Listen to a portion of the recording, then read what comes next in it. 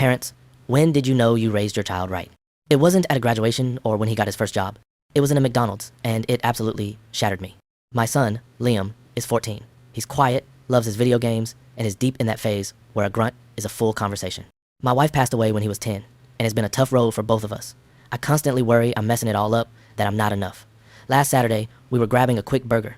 In a booth across from us was an elderly man, sitting alone. He had a tray with a single coffee, and he was just staring out the window. He looked profoundly lonely. Liam noticed him too. I saw him glance over a few times, but I didn't think much of it. After we finished our food, Liam stood up. I thought he was heading to the bathroom. Instead, he walked right up to the man's booth. My heart did a little flip.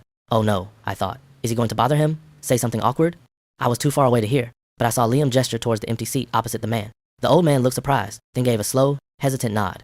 Liam sat down. For the next 20 minutes, I watched my lanky, Fortnite-obsessed son have a full-on conversation with this stranger.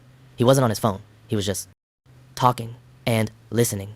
The man's posture slowly changed. He went from slumped over his coffee to animated, telling stories with his hands. At one point, they both laughed. Finally, Liam stood up, shook the man's hand, and came back to our table. "Ready to go, Dad?"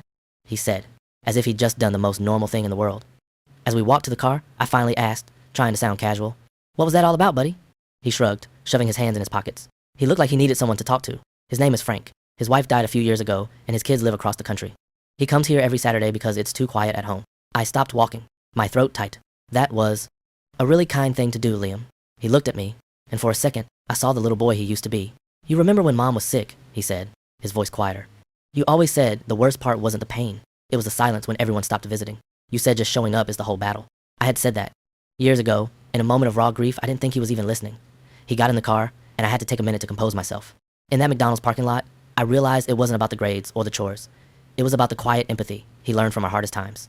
He saw a man drowning in silence, and he chose to be a raft. That's when I knew, despite all my mistakes and doubts, my boy was going to be more than okay. He was already a good man.